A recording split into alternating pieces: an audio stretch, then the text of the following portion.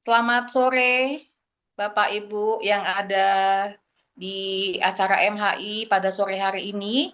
Perkenalkan, saya Ibu Elisa dari Medan. Di sini saya mau menyaksikan pengalaman iman saya yang saya rasakan pada tahun 2023. Saya mau menyaksikan bagaimana perbuatan Tuhan yang ajaib, pertolongan Tuhan yang luar biasa yang saya alami dalam kehidupan saya.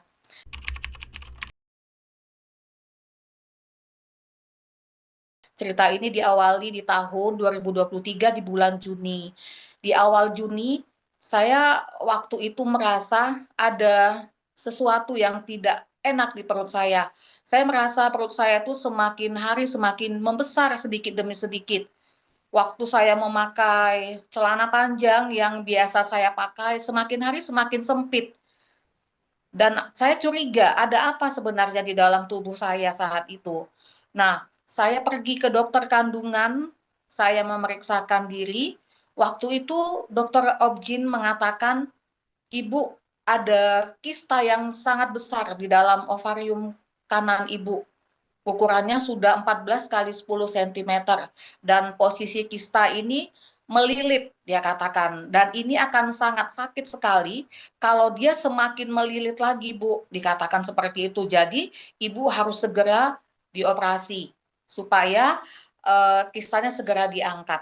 Nah, waktu itu saya dan dokter berdiskusi untuk mencari jadwal operasi yang tepat karena pada saat itu suami saya sedang tugas di Bandung. Jadi saya harus koordinasi dengan suami saya tanggal berapa dia bisa pulang ke Medan. Dan akhirnya sudah disepakati tanggal untuk dilakukan operasi. Dokter hanya berpesan, Bu, dijaga kistanya jangan sampai pecah ya, Bu. Dia katakan seperti itu, jangan sampai tertusuk, jangan sampai terantuk, jangan terbentur. Itu pesan dokternya, sampai hari nanti kita lakukan tindakan operasi. Saya bilang, baik dokter. Ternyata di luar dugaan, sekitar 2-3 hari sebelum jadwal operasi yang ditetapkan oleh dokter, di suatu pagi saya bangun dengan perut yang sangat kesakitan, sangat sakit luar biasa. Sampai rasanya nafas saya itu sudah sampai di leher. Saya nggak bisa melakukan apa-apa lagi saking sakitnya. Saya cuma bisa ambil handphone, telepon suami saya saat itu yang sedang bertugas di Bandung. Saya katakan, Pak, tolong carikan orang yang bisa bawa saya ke rumah sakit. Saya udah nggak tahan lagi, sakitnya luar biasa. Nah, kebetulan pada saat itu masih pagi sekali, sekitar jam 5 pagi. Jadi cukup lama juga suami saya mencari orang yang bisa membawa saya ke rumah sakit. Akhirnya ketemulah teman satu kesan saya waktu itu, keluarga Bapak Jaya Ginting, yang membawa saya ke rumah sakit. Nah, sesampai di rumah sakit Columbia Asia, saya dimasukkan di UGD. Sebelum dilakukan segala sesuatu, saya sempat ngomong sama suster yang ada di UGD. Saya katakan, saya pasien Dokter Dery Adianto yang sudah ada jadwal untuk melakukan tindakan operasi 3 hari ke depan. Jadi tolong segala sesuatu tindakan yang akan dilakukan ke saya dikonfirmasi ke dokternya dulu supaya jangan salah. Nah, mereka konfirm ke dokternya pada saat itu dan segala sesuatu diarahkan oleh Dokter Dery dari telepon pada saat itu, dan dia katakan siapkan semua prosedur untuk persiapan operasi. Dilakukanlah persiapan operasi, saya dicek darah, cek jantung, dan segala macam untuk supaya bisa layak dioperasi. Dan akhirnya dokternya baru datang itu jam 8 malam, karena dia juga harus praktek di rumah sakit yang lain. Pada saat dokter datang, dia masuk ke kamar, dia melihat kondisi saya yang sudah sangat kesakitan, dia katakan, Ibu, kita operasi malam ini saja. Karena nggak mungkin kita tunggu besok melihat kondisi ibu yang sangat kesakitan, ibu pasti akan semakin lemah kondisinya, dia katakan pada saat itu. Dan akhirnya dilakukanlah operasi di sekitar jam 10 malam, sekitar jam 12 ke jam 1, itu operasi selesai. Nah, operasi selesai, tapi kan hasil dari apa yang diambil itu belum ketahuan itu apa. Cuman dokter berkata pada saat dia visit, Bu, pada saat saya operasi, ternyata ovarium kanan ibu itu kistanya sudah pecah, Bu. Cairannya itu sudah merembes ke organ-organ yang lain. Memang saya sudah bersihkan. Saya curiga karena cairannya itu kuning dan kental. Tapi itu pun kita tunggu saja hasil patologinya keluar dari lab. Baik dokter, saya bilang kayak gitu. 5 hari setelah operasi, keluarlah hasil PA-nya. Dokter datang dan dia berkata, Ibu, hasil lab ibu sudah keluar. Saya katakan, iya dokter. Dokter berkata, hasilnya tidak baik-baik saja.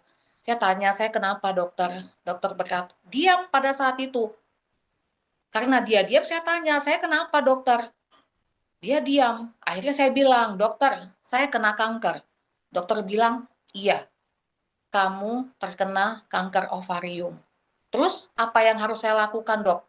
Dokter bilang, kamu harus segera secepatnya dioperasi untuk yang kedua kali, untuk melihat penyebaran sel-sel kanker ini sudah sampai di mana, sudah merebes ke organ-organ yang mana.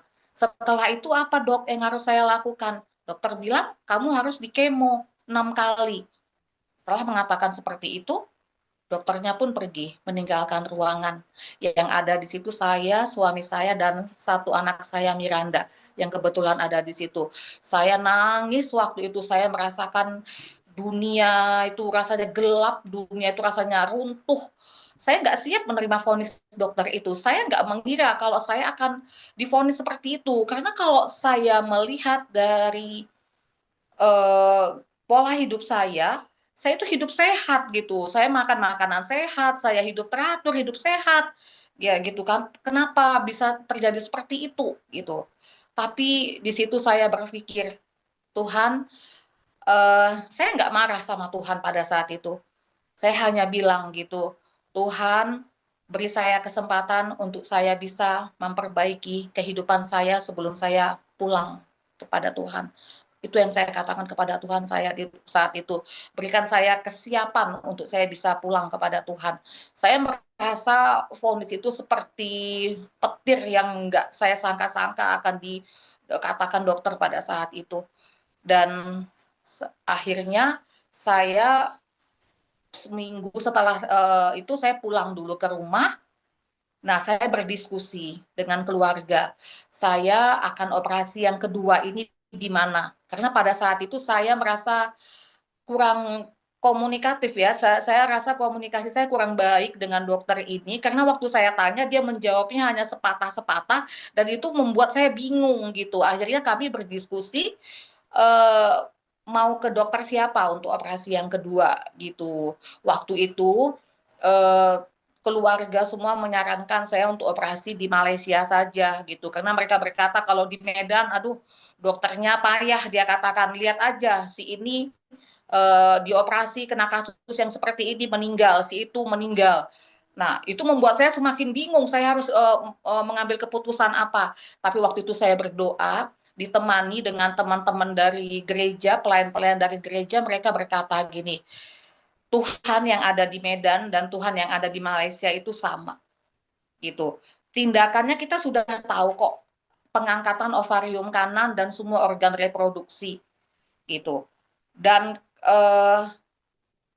Tuhan yang sama itu akan mengerjakan hal yang sama buat kamu gitu. Kalau saran saya dia bilang kayak gitu lebih bagus di Medan aja gitu. Akhirnya kami berdoa lagi sampai akhirnya kami menetapkan ya yang kedua hanya di Medan saja dilakukan gitu dan kami mencari siapa dokter yang akan mengoperasi untuk yang kedua.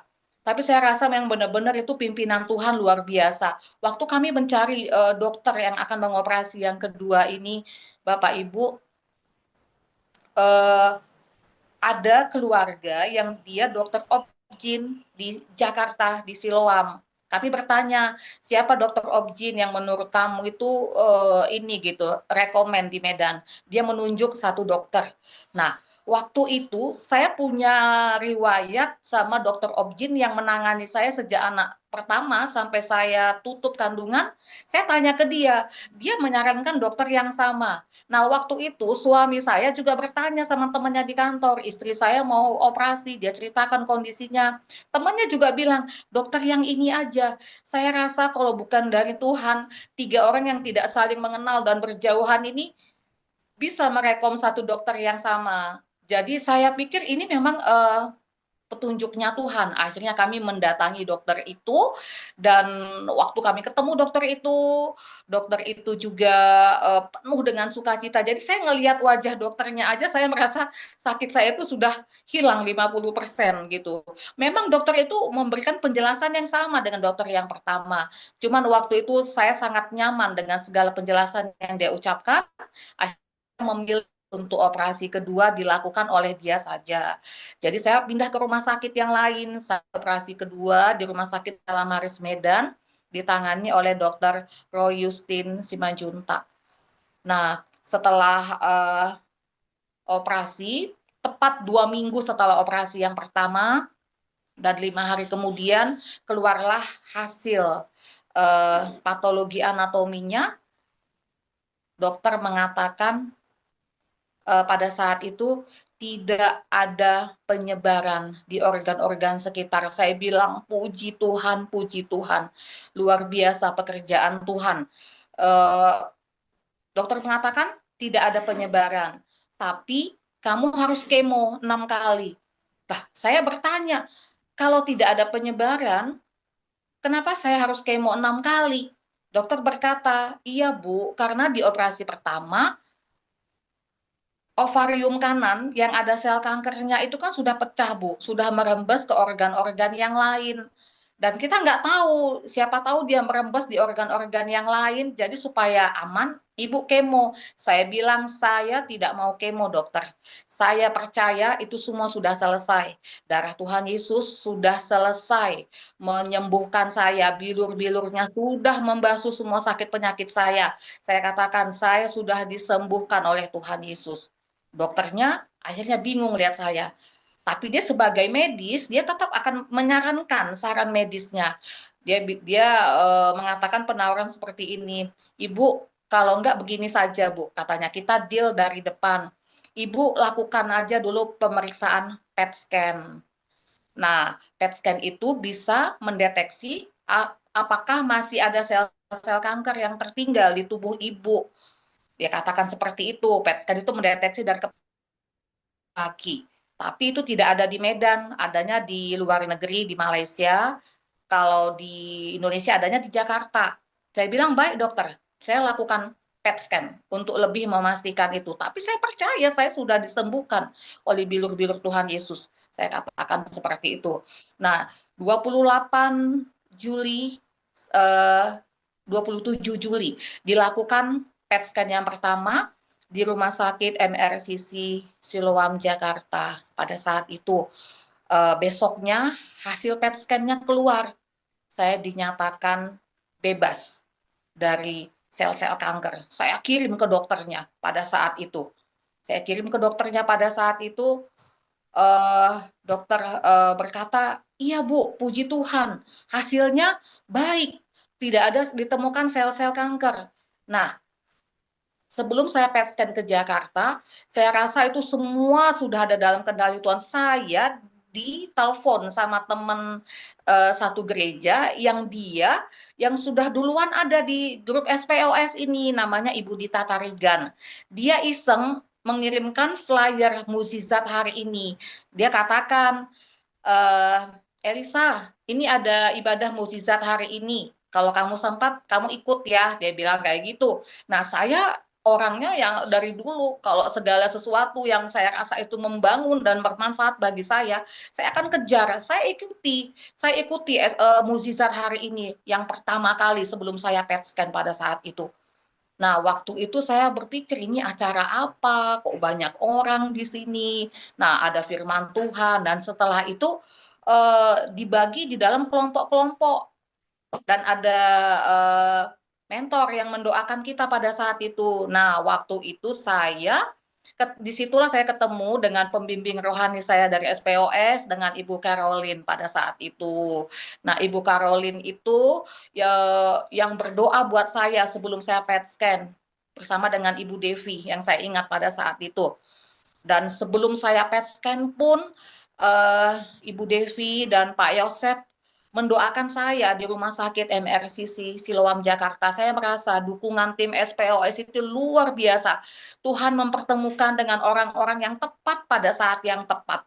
Pada saat saya benar-benar di dalam keadaan goyang, dalam keadaan oleng seperti itu, Tuhan pertemukan dengan sahabat-sahabat rohani di SPOS ini luar biasa. Saya didoakan sebelum saya di PET scan, dan akhirnya besoknya keluar saya dinyatakan bersih, tidak ada sel-sel kanker lagi. Puji Tuhan saya katakan seperti itu. Saya kembali ke dokter di Medan, dokter mengatakan,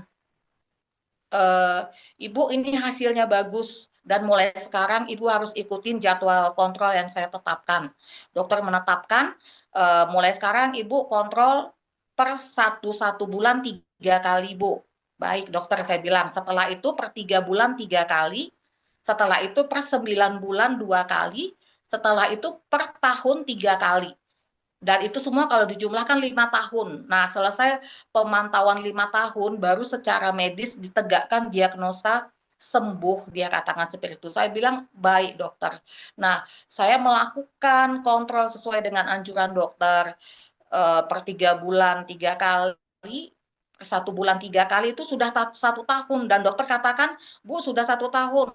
Ibu PET scan lagi ya, Bu. Nah, di tahun 2024 saya PET scan untuk yang kedua di rumah sakit yang sama, di Rumah Sakit MRCC Siloam Jakarta pada saat itu.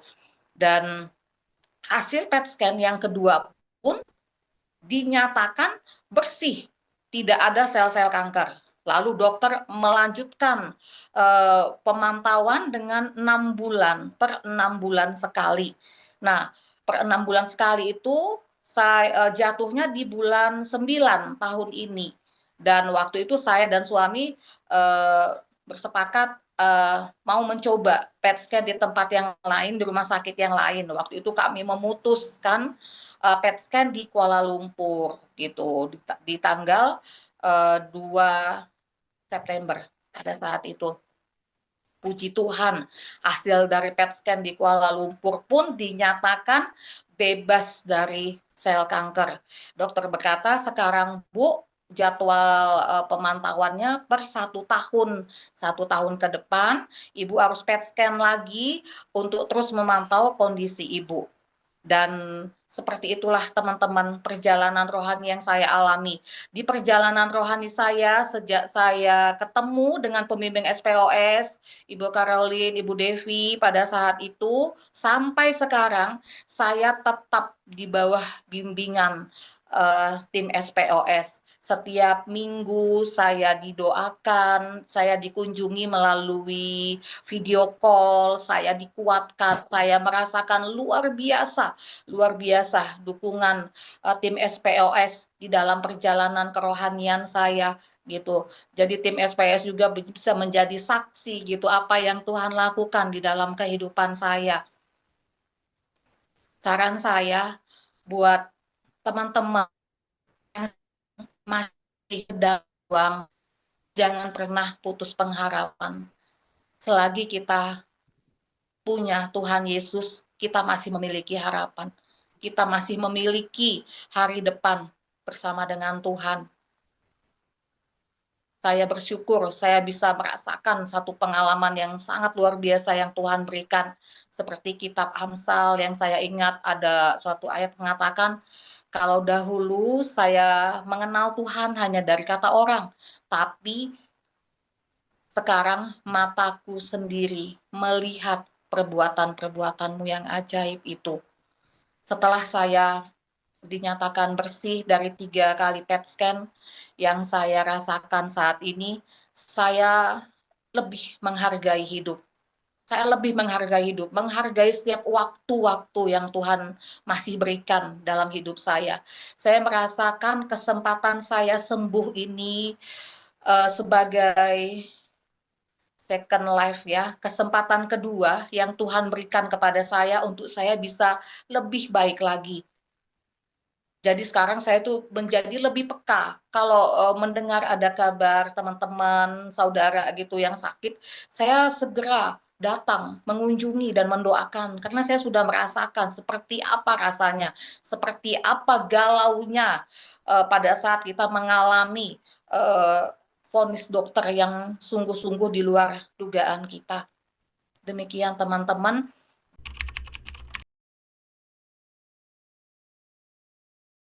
Jadi jangan pernah putus pengharapan. Mukjizat masih ada sampai sekarang ini dan Tuhan masih bekerja dahulu, sekarang dan sampai selama-lamanya. Demikian kesaksian saya. Semoga bisa memberkati teman-teman semua untuk tidak pernah berputus berharap hanya kepada Tuhan Yesus saja. Terima kasih.